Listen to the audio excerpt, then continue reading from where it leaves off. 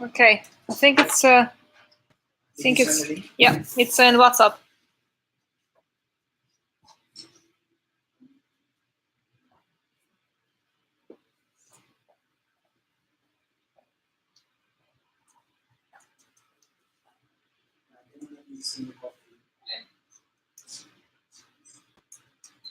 Hello.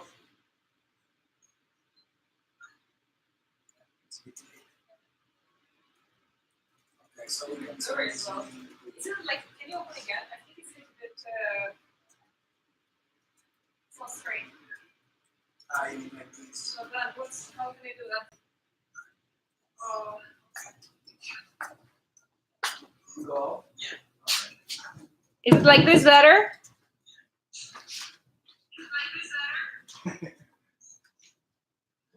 Yes. Yes. Cool. You got it back off, of course.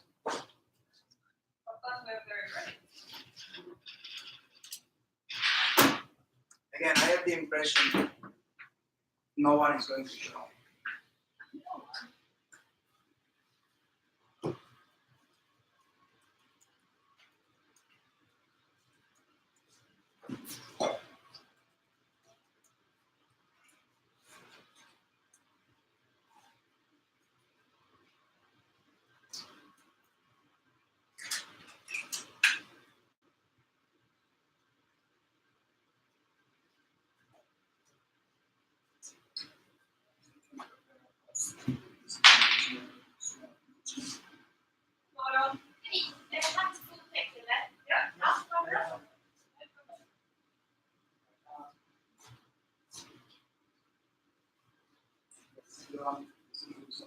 Oh, okay, that's good. Okay, yeah. Okay, thank you.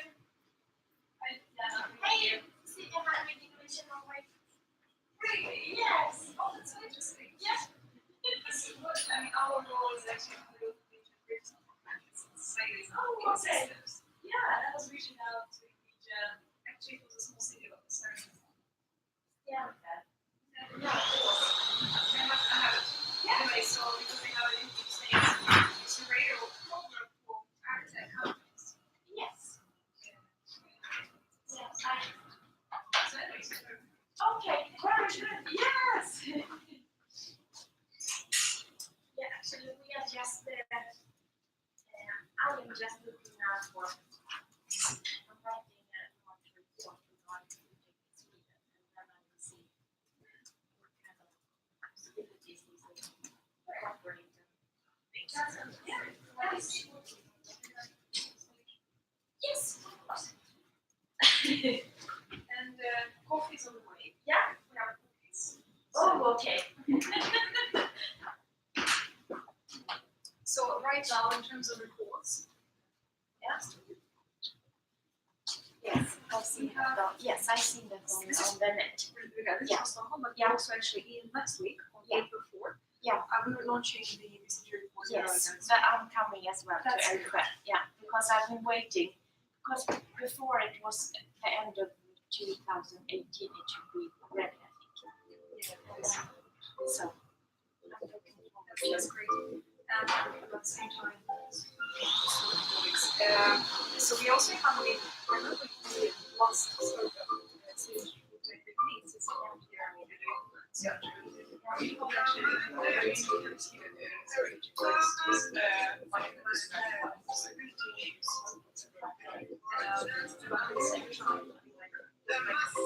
But for us, the main sense is to make sure that the regional companies can come here.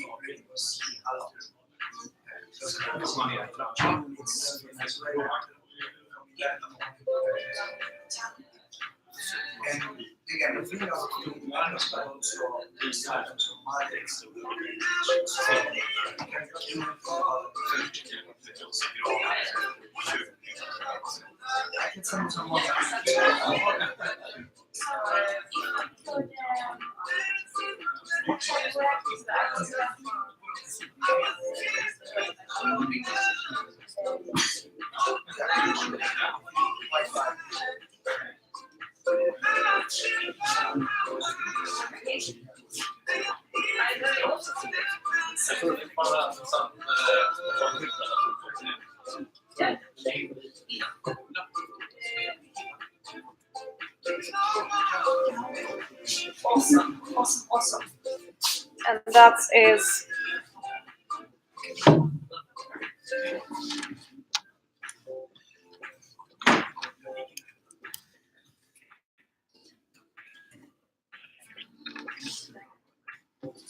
I'm opening.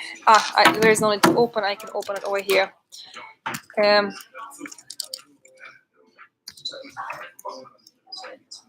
Kalle, om du kan komma hit. För att jag livestreamar på det här dator så tyvärr det är lite inte så bekvämt. Men here it goes. Ingredient matcher.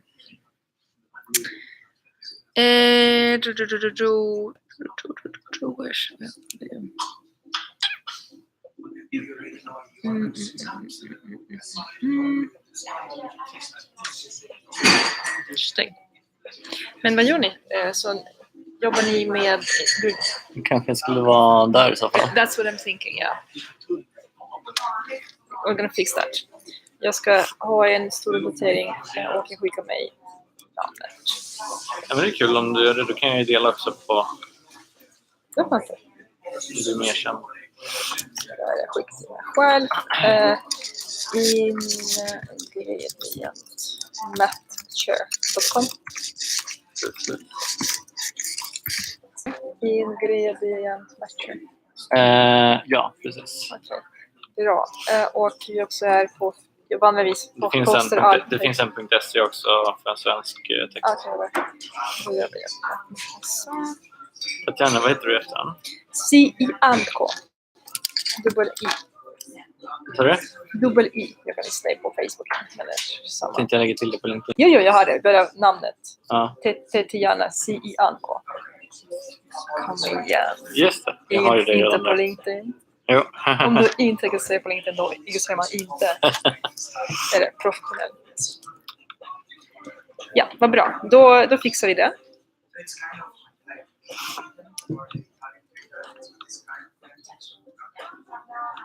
Det skulle det vara en startup weekend med food senare i juni, va? Eller? Ja, faktiskt. Förlåt, vad skickade jag där? Vad hände? Aha, okej, nu händer det. Allt jag förstår, för på grund av livestreaming. Luckily no views. Så det finns, så vi har det start of weekend i februari förra året, det stämmer. Men vi har sustainability men gå under juni kommer vi ha massor med events. Först på Stockholm och kvar, vit och men duschen är det större. Ja. Det dyker upp. Det är bra. Ja. Plus för oss. Men vi, det här sustainability med om vi pratar om för hållbarhet för klimatet så en stor del är matsätt. Men inte vertical. Men är tanken med det att du ska komma dit med bara en idé? Bara en idé, det behövs ingenting. Precis. Så om det är fel liksom för mig att komma dit, i och med att jag har en app och jag har en... Ja. Men du kan komma åt från rekryteringsperspektiv. Jag menar att du kommer till tal och så har vi en helt på ett matteam och idé. Men du kan vara där från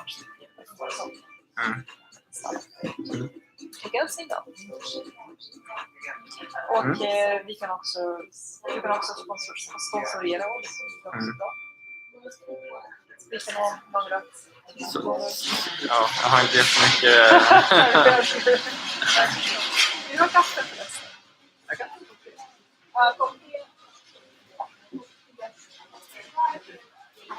Oh, hello there. Hi there. How are you? Very good. Very good. Yeah, you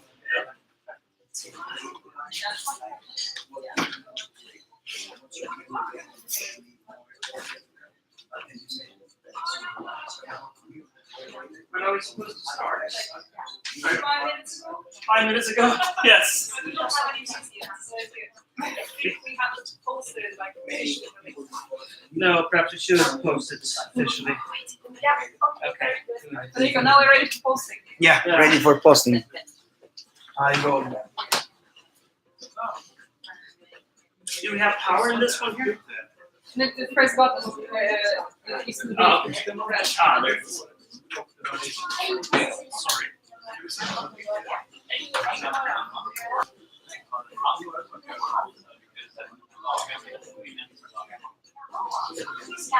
Yes.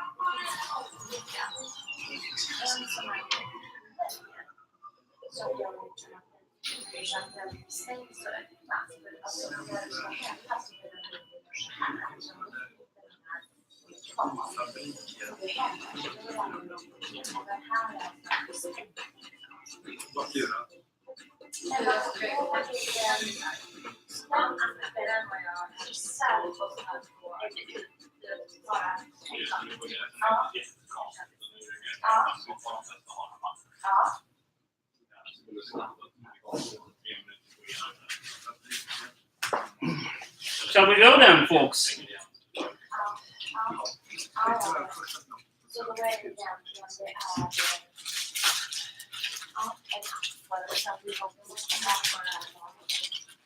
Målgruppen är ju personer som är urbana som inte har med något att göra med. Du är antingen på väg hem, vill inte gå väg och handla emellan, eller du går framför kylskåpet. Maten ska stå och börja liksom dyrka. Vad ska jag göra? Jag vill göra mycket vanliga. Det funkar inte på ett sätt. Det kommer mycket tid åt att hitta något som jag ska göra nu. Luciano, Federico? Yeah. Shall we run? I'm sending the link. Okay, cool. So who's there? Is it recording? Ah, lovely.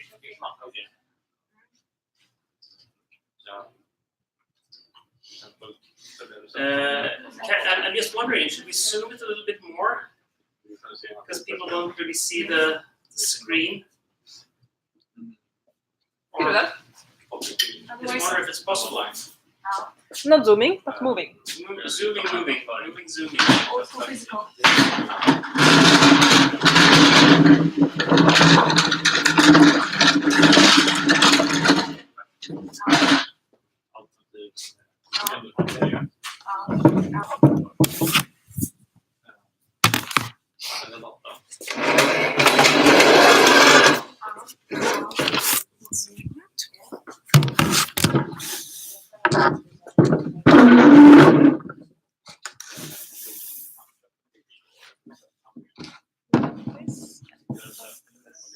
Okay, there we go.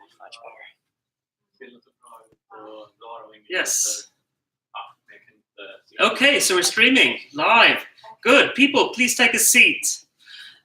Sorry about the delay, folks. Everything always happens with a slight delay, though we're working with lightning speed here at the Internet Society, chapter of Internet of Food.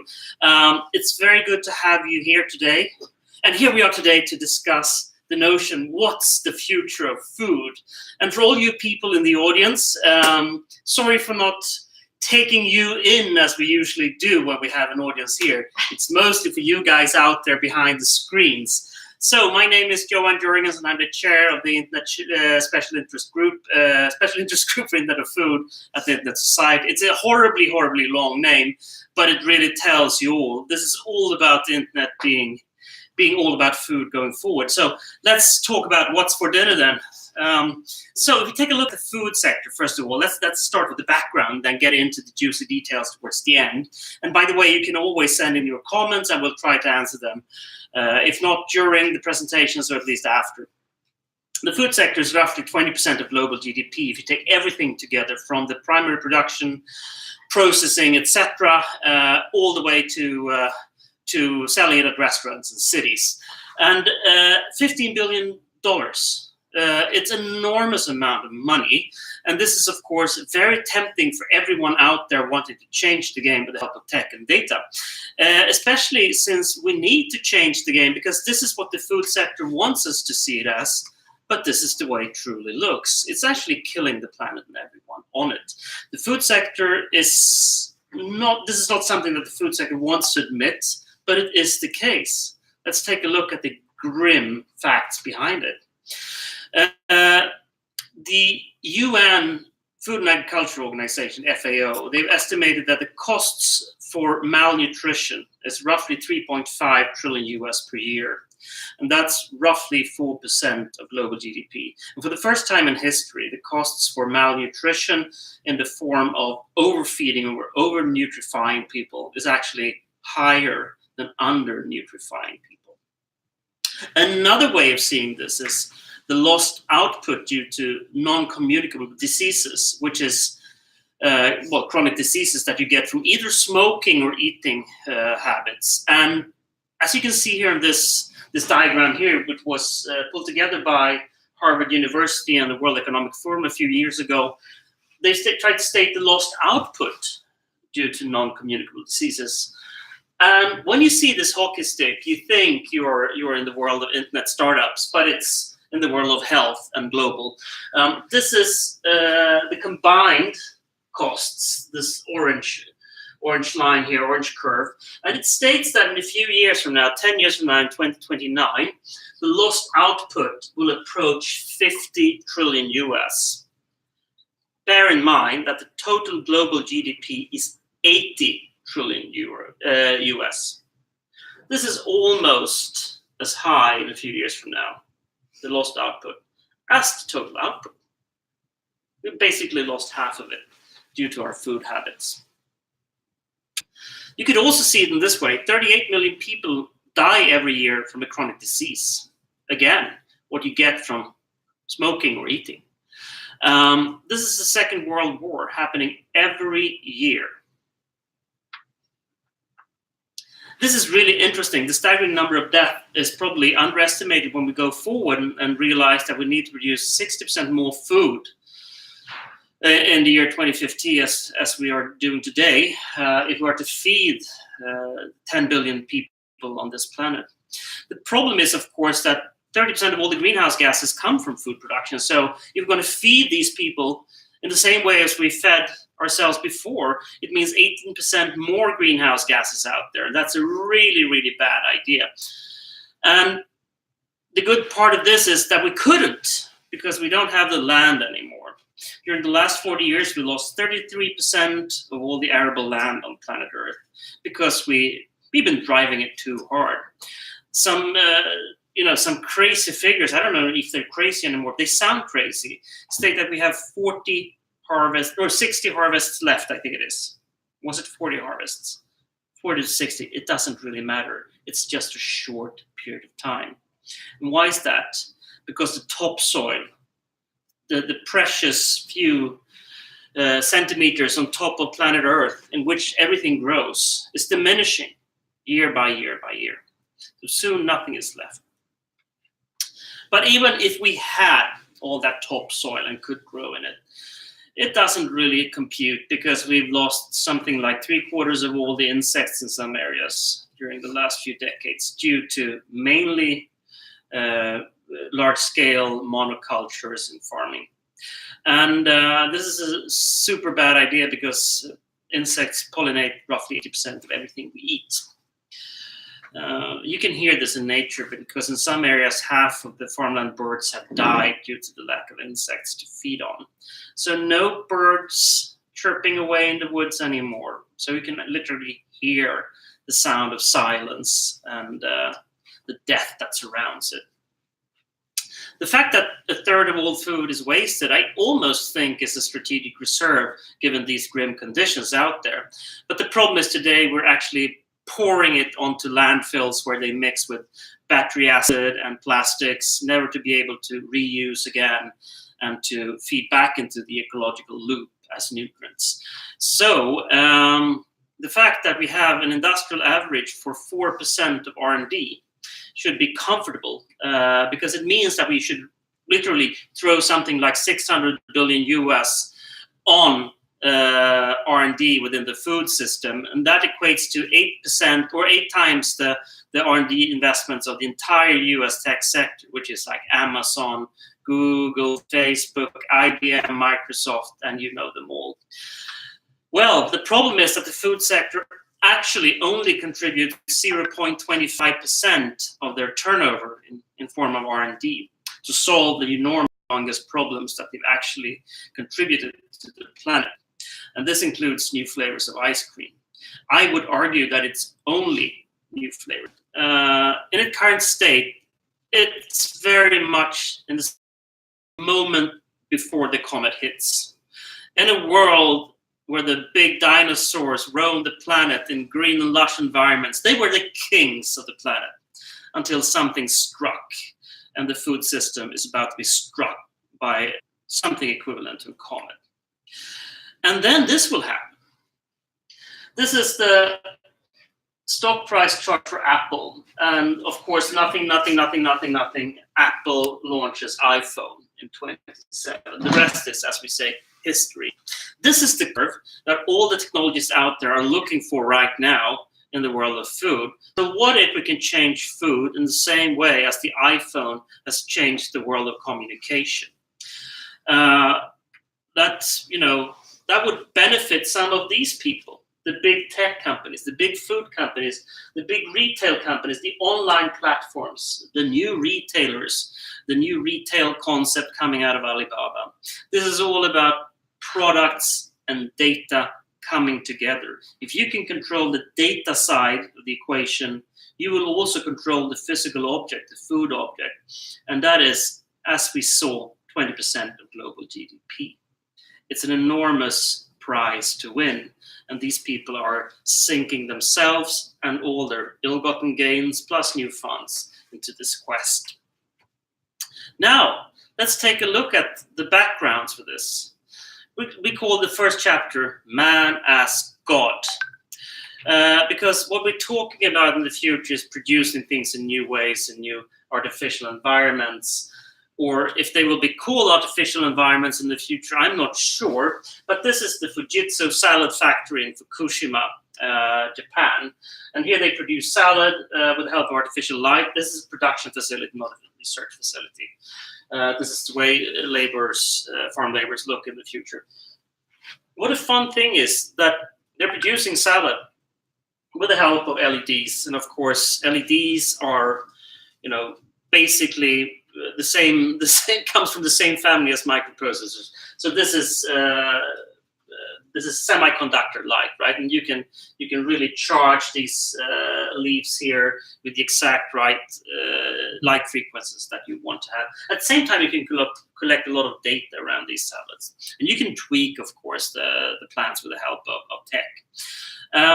The thing is, of course, that we see this type of development, that the efficiency of lightning goes up, and costs go down. So it becomes even more efficient by the day to actually use these types of lightning systems to grow food and hence to grow data around food. And when you take a look at solar, solar is expanding at an enormous pace right now, and hopefully renewables will enable us to have almost free energy a few decades from now. And that, of course, means that production costs, which are higher for indoor farming because energy costs, right? But in the future, if energy costs are going down, then suddenly farming indoors is not going to be that expensive anymore. A wise person said that the sun is free, but it's not worth its price. And I think that will hold true in the future.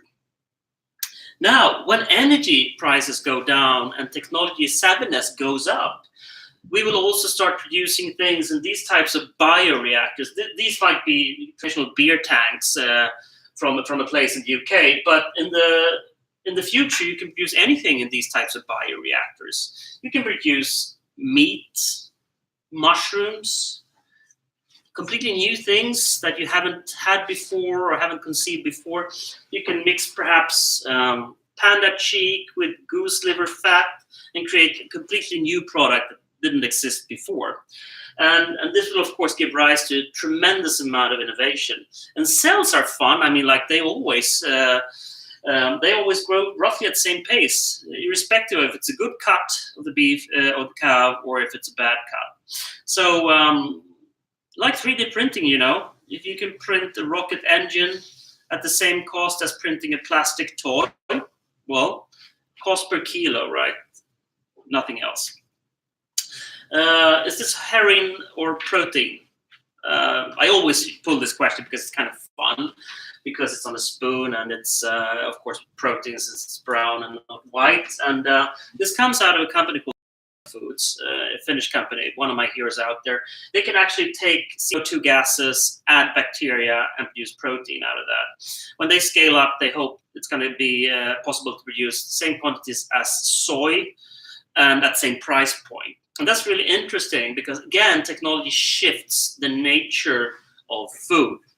And of course, that makes us think about this guy again, Karl Marx. And in the future, when you think about production factors like labor, like capital, like owning large, huge swaths of land where you can produce your tomatoes, if it moves around, if it moves from being landowner in the southern parts of Europe, we have free sun, and well, you could argue very cheap, not to say slave laborers coming from Morocco and other places.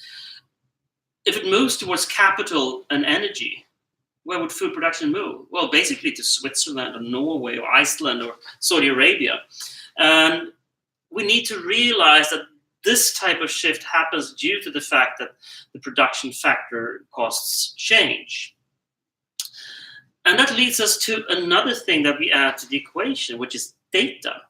Because food and data is one of the biggest love stories of our time.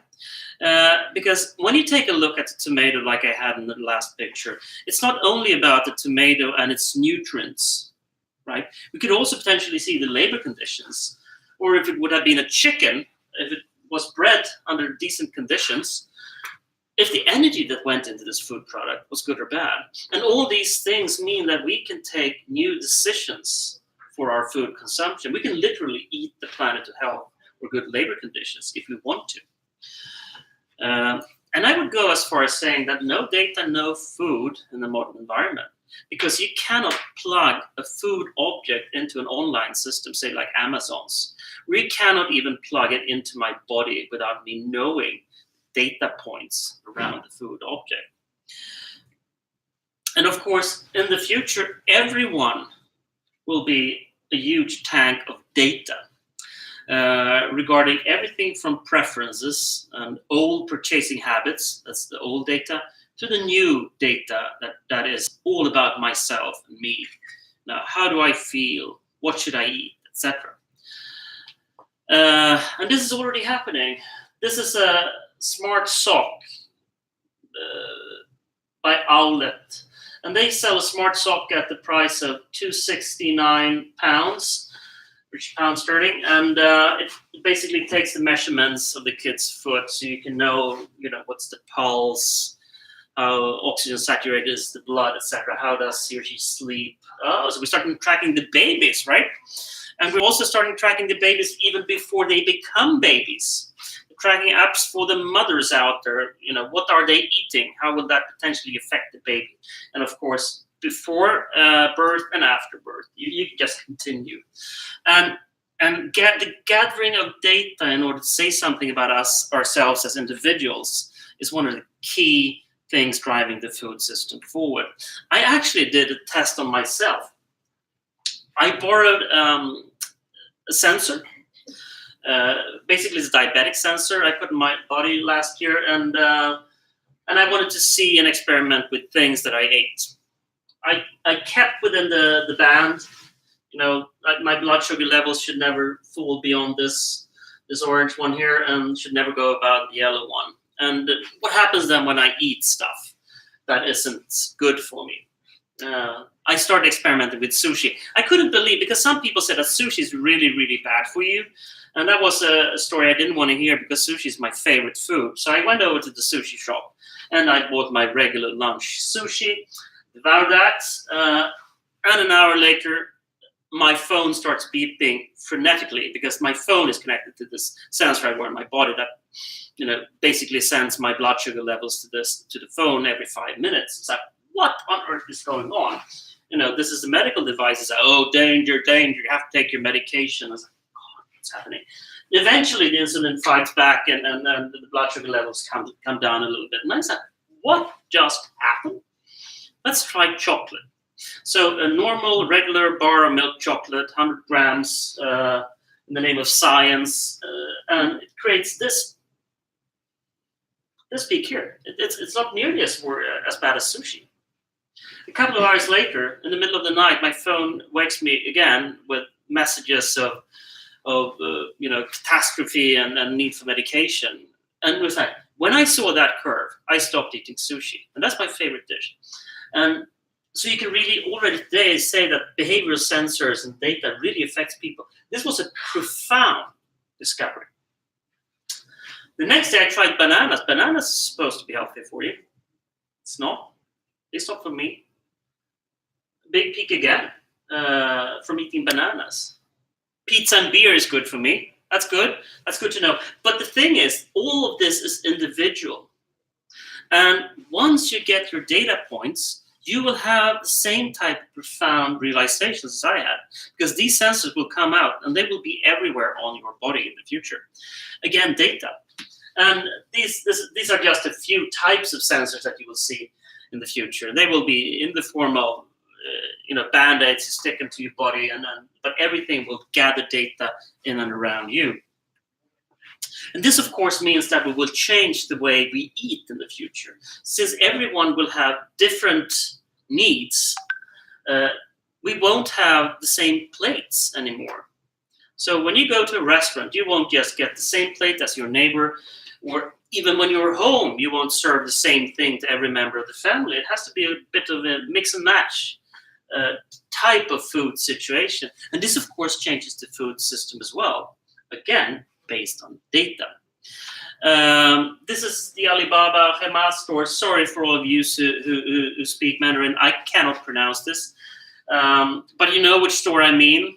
The Alibaba store, where you can only go in and buy things with the help of an app.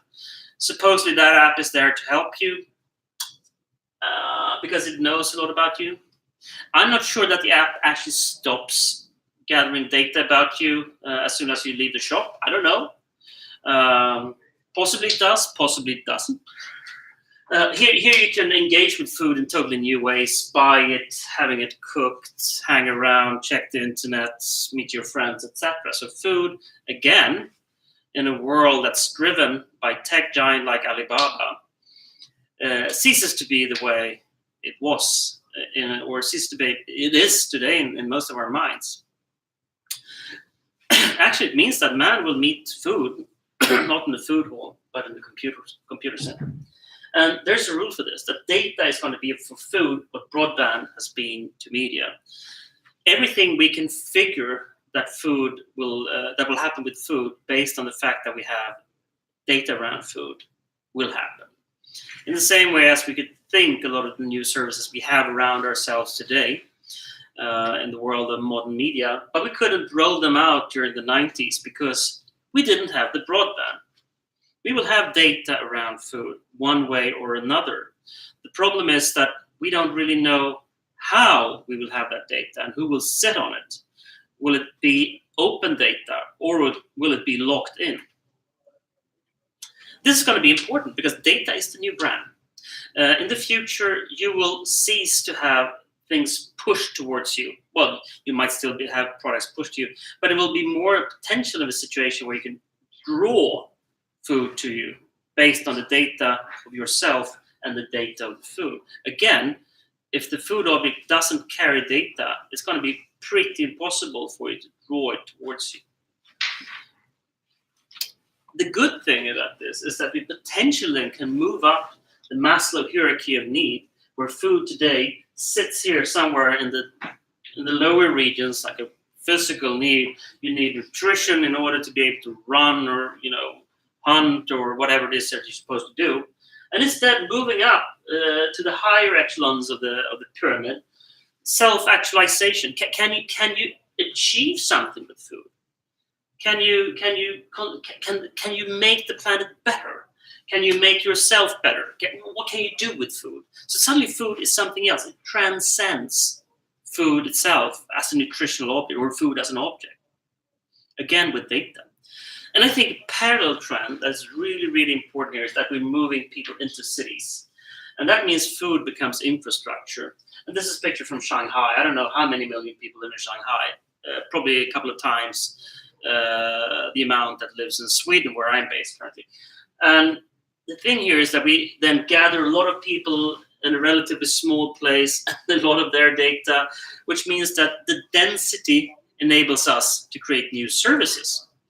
And the value of those new services is immense. If you take a look at hotels.com and their figurehead, Captain Obvious, well, they charge something like 10 to 30% in commission if they rent a hotel room to someone.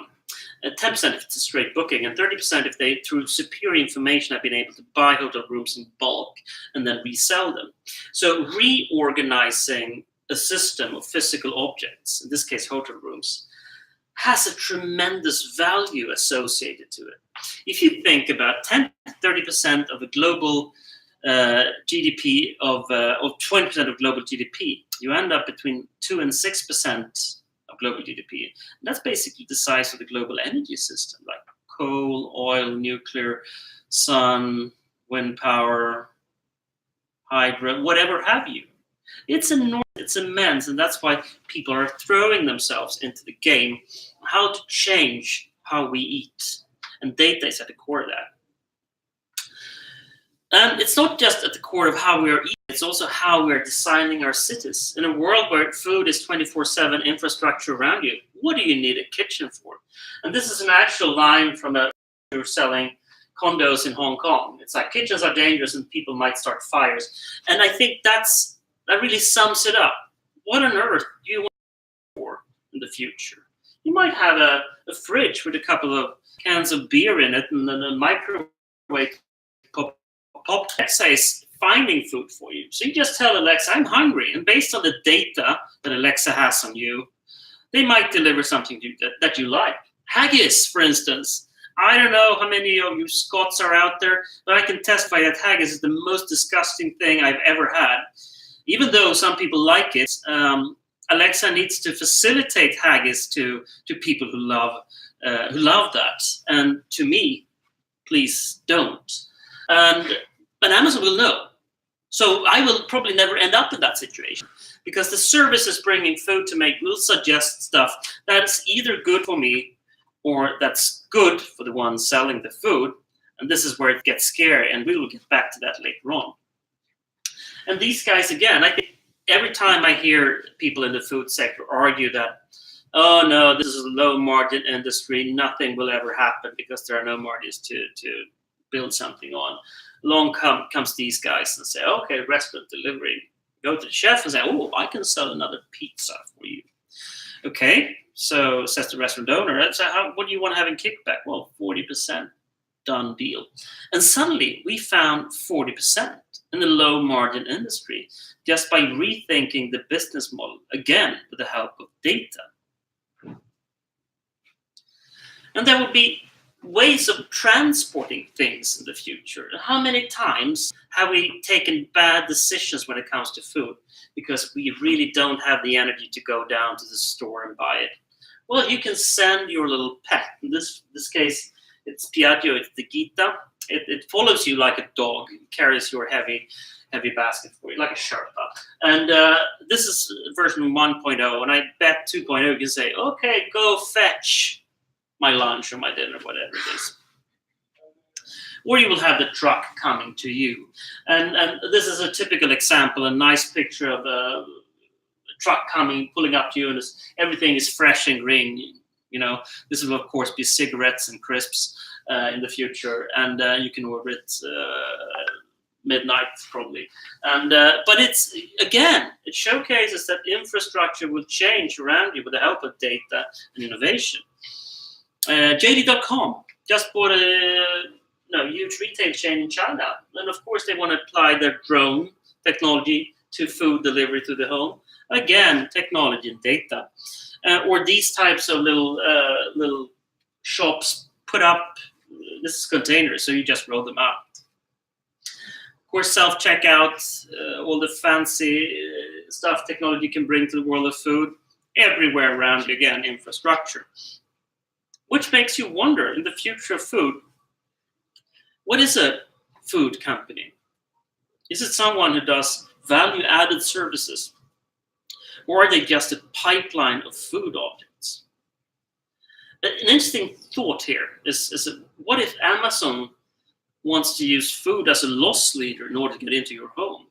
I think that's an interesting, I'm not sure if that is the case, but it could potentially be the case when you're a big company dealing with a lot of data and then having a bunch of others out there just delivering food. So we think that food is actually something which has an enormous value.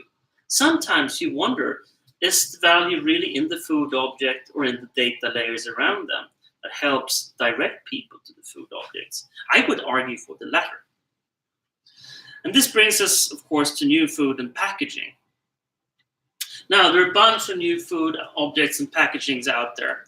And automation is everywhere, right? So the robot barista from Cafe X, or Sally the salad maker, that with the help of push of a button, you can construct thousands of salads, or Mr. Lee's smart noodles coming out of a machine that also can communicate with you, by the way. Or the NASA 3D printer can print a pizza to you in exactly the size and with exact contents that you need and want. Also, these types of new Impossible Burger, you've all seen and heard about that. What I think is most fascinating about them is that when they launched the 2.0 recipe, they do it at CES in Las Vegas. Consumer Electronics Show. It says that this is a tech company. This is not a food company. They behave like a tech company. Or dry frozen. I think this is one of the funkiest technologies around. If you pull something up of the earth, it contains a lot of water. Should you really export that water out from your farm, your precious water? Why don't you just freeze dry it, leave the water where it came from, and then export the nutrients? Because a freeze dried product can keep its nutrients stable for a couple of decades or so. Really fun technology. Insects, of course, we'll eat insects in the future, and we'll feed insects to our pigs and chickens if we have pigs and chickens in the future. But also, all of this boils down to the food object itself, to the decommoditization of things, because all these grains are individual characters. And when we started out this chapter, this is really where we began our quest. The decommoditization of food objects is kind of key in order for us to achieve a food system where we can value these for their individual properties. So we started out by saying, okay, perhaps what if we could produce a universally unique identifier on each of these grains out there? Could we start understanding the data? Could we publish that data in an open and transparent way in order for others to add layers of data and intelligence around these objects? And what would such a system look like? And we start pondering that and say, okay, probably there is something called an ID on every food object out there. It will take a while to get down to the individual grain level. But there are other food objects out there that could really benefit from that. Individual tomatoes, individual bananas, individual potatoes, whatever have you. But the technology that facilitates the next gen food and data needs to be open, transparent, free, all those values that are at the core of the internet society. And when you have all those data objects out there, suddenly you can see that, well, a food system is perhaps something radically different. This is a company called Bodega. They're called something else today, and they made the headlines a few years ago for saying, I want to replace all the bodegas out there, all these mom and pop shops, with a cupboard instead, in which you could go and fetch whatever is needed and that you usually went down to Bodega to buy. And I'm not entirely sure that they did a good PR job with their company, and they renamed it. But still, the same type of thought could be applied in the world where you have all these food objects out there, and you have data on them, inclusive of location. So perhaps in the future, food stores are more about understanding where food objects are and having an infrastructure that can take that food object to you, or a ready meal or a meal solution to you, irrespective of from where it comes, right?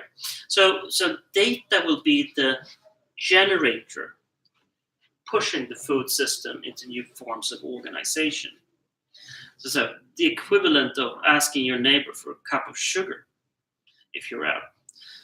Food out there can be brought to you, or you can see food out there with the help of data. And today, you can only see food by going into an old school store, basically.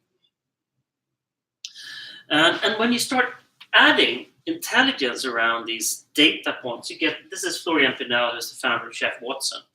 And Chef Watson was a really funky experiment that IBM did with Watson, Watson being the chess world champion, etc. And they fed Watson with a lot of recipes and understanding the ingredients in those recipes down basically on a molecular level, so you could start to replace food, various types of ingredients with other ingredients, and come up with really, really funky recipes and things that you could cook that you never could have thought of yourself. We actually tested this at the food festival where we pitted Florian and a couple of chefs, basic ordinary chefs, against 3 super chefs, and gave them a bag each of saved food items and said, okay, start cooking. produce 3 dishes, and by the way, everything in these bags needs to be gone. You cannot just take the fillet and do something with that. Everything needs to be used. And the super chef won 2-1 over Watson plus the regular chefs. And that was, of course, way too close for the super chefs. And it proved again that tech and data can bring a lot to the table in the world of food. This is a German little sensor stick called Küchenjale. It's a fantastic thing. Through data, it connects with the pad and with the cooktop here. And if you want to cook something, whatever it is, the sensor stick, I think it contains 18 sensors or something, can actually help you. Which is important because there is something out there called food deserts where people cannot buy fresh food, fresh groceries. But as important is actually the mental food desert, because even if I can buy the fresh food and fresh groceries, how am I supposed to cook them? And precious few people know how to cook every single item out there in a store. And this one, if you want to cook a perfect steak, you push steak here. You say, okay, what type of steak? Sirloin, and you say, okay, how brown on the outside, how red on the inside. You just adjust, and then click go, and then it tells you, okay, go. Put the pan on the hob and or on the cooktop, and put the stick in. It says pour oil in pan. Pour oil in pan. Of course, this stick understands if it's aluminum or cast iron or whatever it is, and heats up, stabilize temperature. Put in the steak. You put in the steak. 3 minutes later, turn, and you turn the steak. And 2 minutes later, you say, put the sensor stick in the beef all the way to the bottom, and it from the angle it understands how thick the steak is. And of course, it's perfect every time because data and tech has been in on the innovation. And then it makes you wonder, what is the most important part here of the cooking process? Is it how expensive steak you cook or how good you are at cooking the steak? Even a good chef can make not so good cut actually way more tastier than a chef like myself with a superior cut.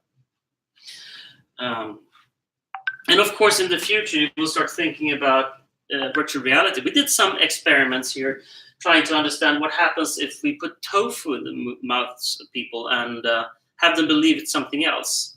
It's really interesting.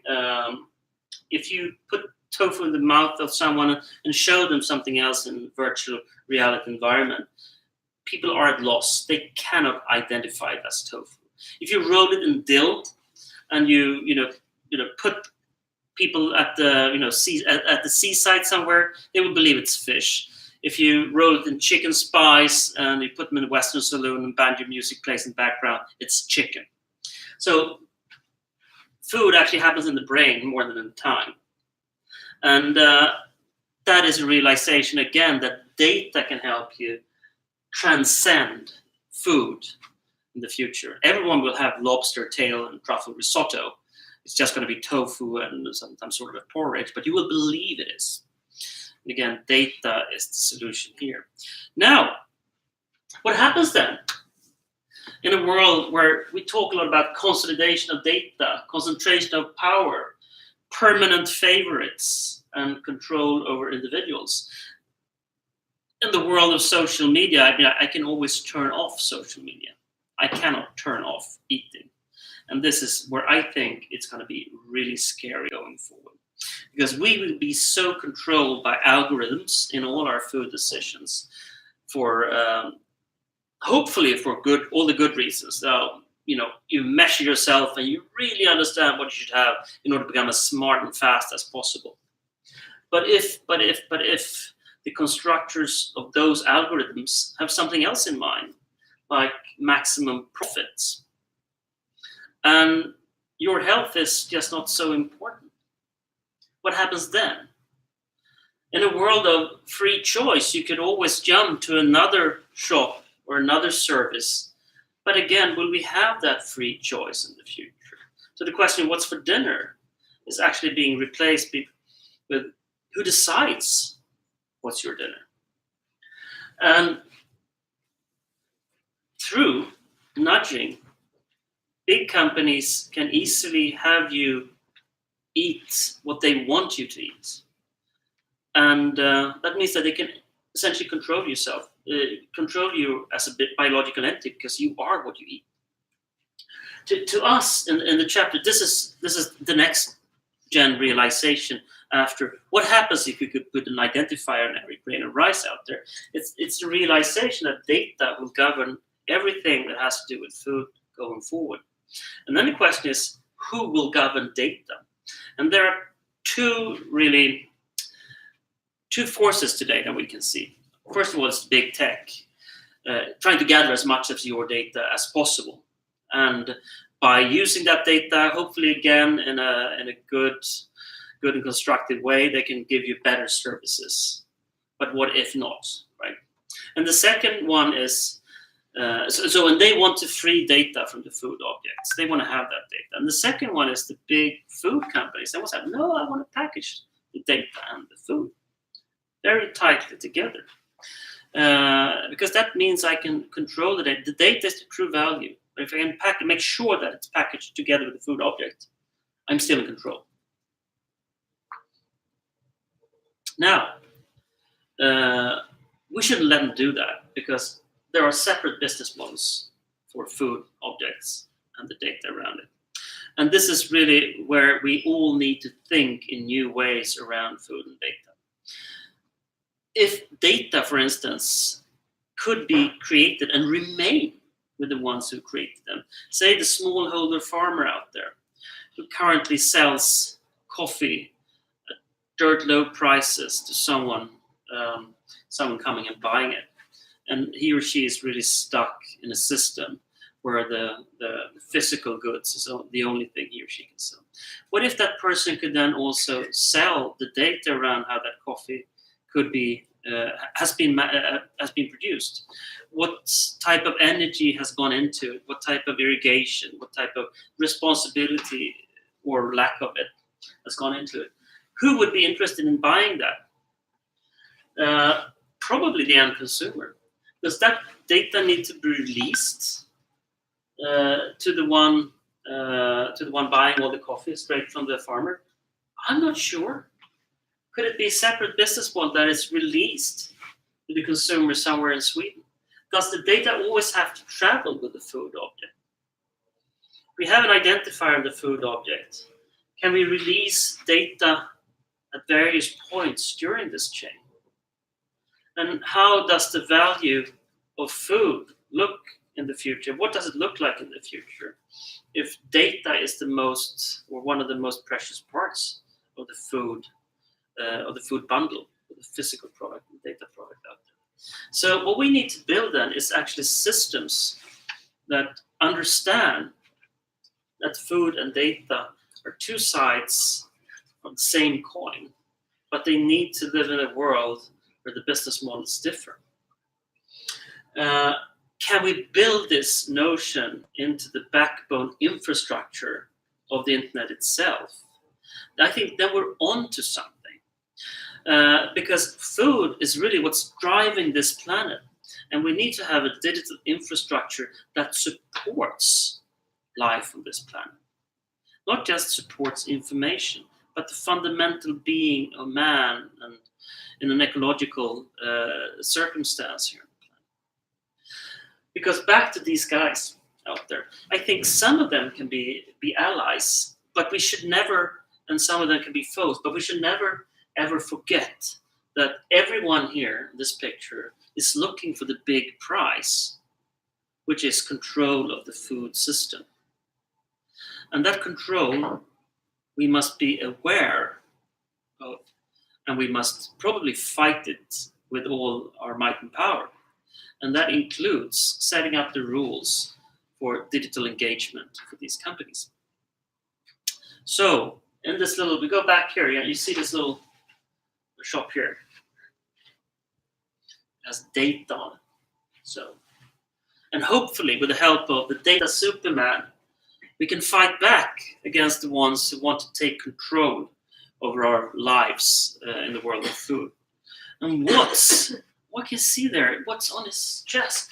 Access Internet Society into the food sig. Man, that's the guy who's trying to go up there and fight the big mighty giants. And of course, that's not a fight we can take alone. And I'm not even sure it is a fight against these people out there. They, again, might not be just foes. They might be friends as well. But we must realize that data is the key aspect of bringing the food system to a healthy and sustainable future going forward. And for all of you who have listened today, please go out there, think about what food and data is, how they relate to each other, and how we can build a new digital infrastructure that facilitates a food system that is healthy and sustainable for everyone. Thank you so much. Oh, thank you. No applause, no applause. Now you have the opportunity of putting questions, if there are any. Everything is super clear. No, I think it's one of the questions we always get is, how do we do this? And the answer to that is we engage. We start thinking about the issue.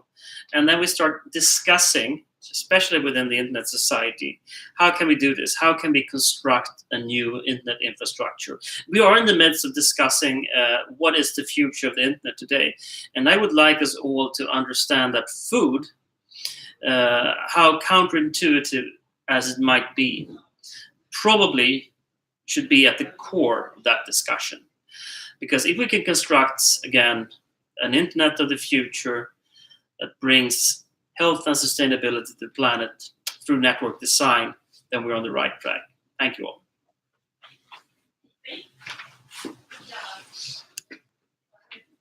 Great. Yeah, I was following. Everything was good with the stream. Yeah, I was checking. Lägger du ut presentationen eller är den? Ja, jag har det för mycket bilder som är lite så här. Jag förstår. Men de finns ju i den här. Det är sådär källa okänd. Källa okänd, precis. Så att jag ska nog inte göra mig till ovän med flera människor genom att göra det. Men det är ju var det något speciellt du tänkte på? Nej, det var bara, nu har jag har ju flyttat liksom, så det var inte så, men det är ibland det du säger, det finns ju inget, när man kommer ihåg, vill se bilderna så kan man ju ihåg vad det var så med de här. Okej, men precis. Men jag funderar också, så är det någonting som du undrar över sig komma tillbaka? Alltså.